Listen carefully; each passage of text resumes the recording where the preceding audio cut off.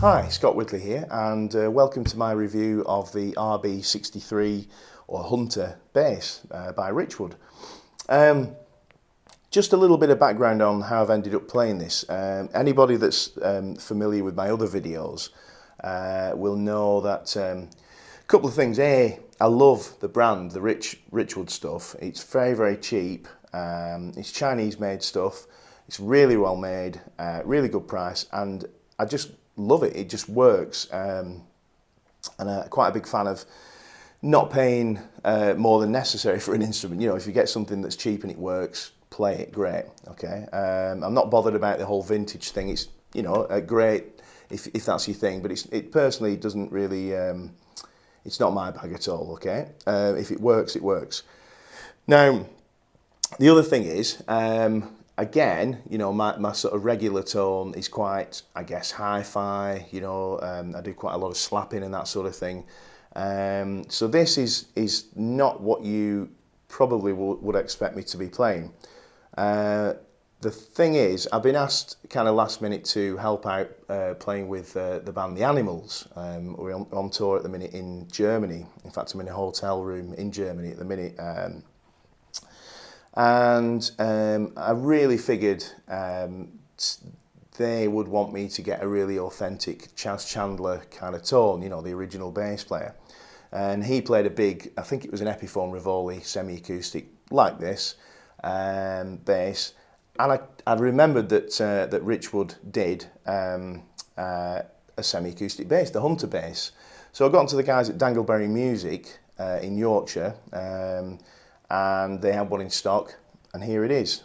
Right, it's a fantastic bass. It's been holding up really well. I've been using this exclusively on the tour, and it's just been amazing. It's really, really authentic and 60s sounding. It looks great. The guitar player plays a 335, so they look really good together. So let's talk about the bass a little bit. It's obviously modelled on the Epiphone Rivoli bass or the Gibson EB2, I think it was. So you've got that kind of Gibson 335 shaped body, but with a bass neck. The finish is excellent. It's, you know, I can't find any flaws in the paintwork at all. The bindings all finish really nicely. No sharp edges on any frets or anything. No proud frets.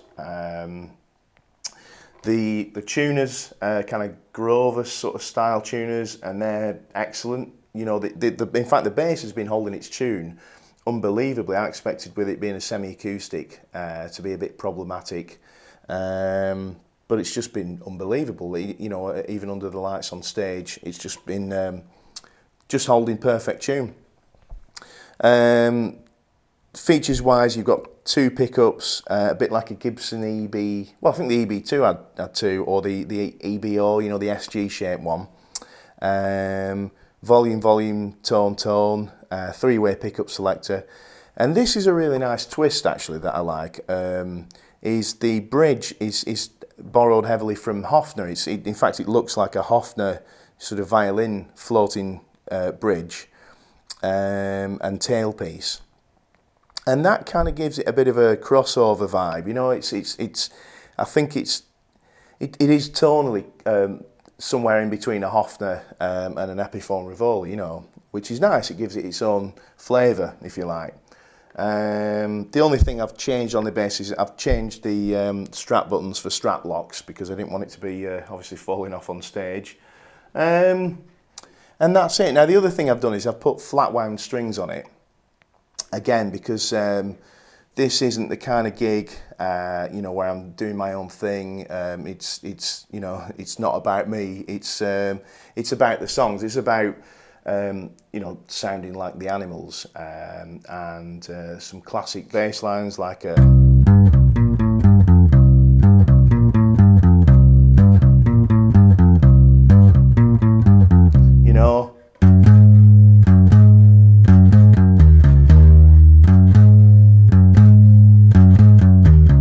sort of things, you know, and this bass just does that so well. So I'm just going to go through the different tone options. I'm going to do it the way I've been using the bass, which is with a pick. Again, it's, you know, for me, years ago I did do a lot of this 60s stuff, and I found that the best way to get a sound that was really fat and yet really kind of had drive and edge to it, you know, punch and a bit of clarity, was using a pick. Because everything about it, if you think about it, you're playing really essentially a semi-acoustic is going to sound more woolly and full and kind of woofy sounding, if you like, than a solid body. Then I've got flat wound strings on, so you know there's a certain lack of definition with the fingers. It sounds great for sort of swing stuff.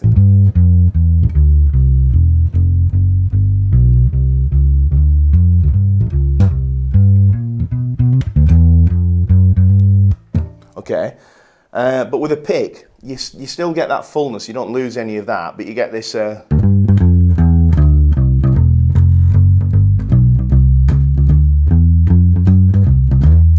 know, and you can almost sound like a second guitar, if you know what I mean. If you're playing kind of, you know, the top end of the overtones, the harmonics of the sound. As I say, have that kind of guitar-y kind of edge, you know, and you put that through a big old valve amp, a 15-inch or something speaker, let it break up just a bit, and it sounds like thunder. It sounds amazing, you know. Okay, so let me show you how that sounds in context with a sort of 60s style drum rhythm. Here we go.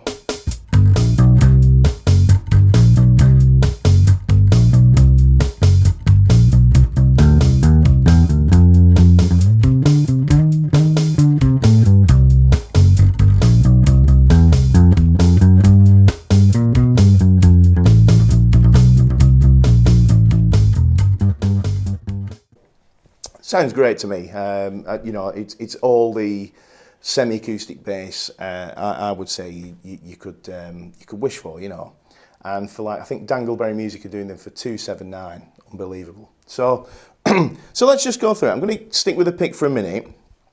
Here is the what you've been hearing there is the neck pickup soloed, okay, with the tone up full.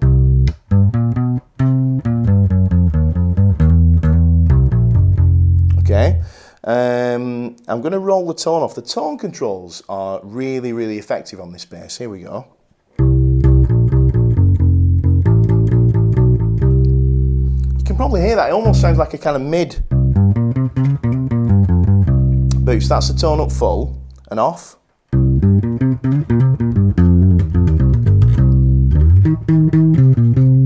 Now that actually sounds really good with the fingers. It's kind of more accentuated. Here's tone up full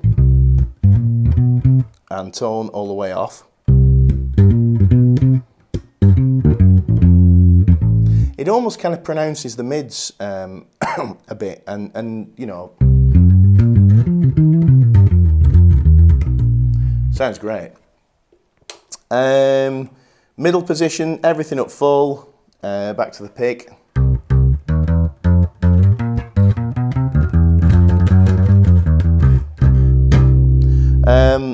You've almost got a kind of scooped vibe compared to the soloed neck. Here's soloed neck, and here's both pickups. Yeah, sounds really nice. Again, let's try turning the tone off. You know, same thing. You got that real kind of.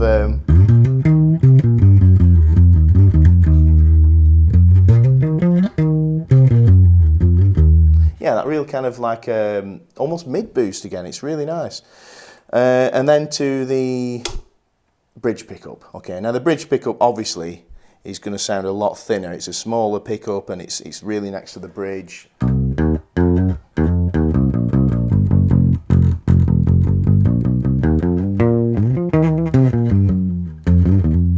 Tone all the way off. Okay. Now, for me, in the context of, you know, regular bass playing in the band, certainly in the Animals, you know, that sounds not really happening. It's kind of, but it's great for soloing and stuff, you know. Just got the fingers a minute, you know.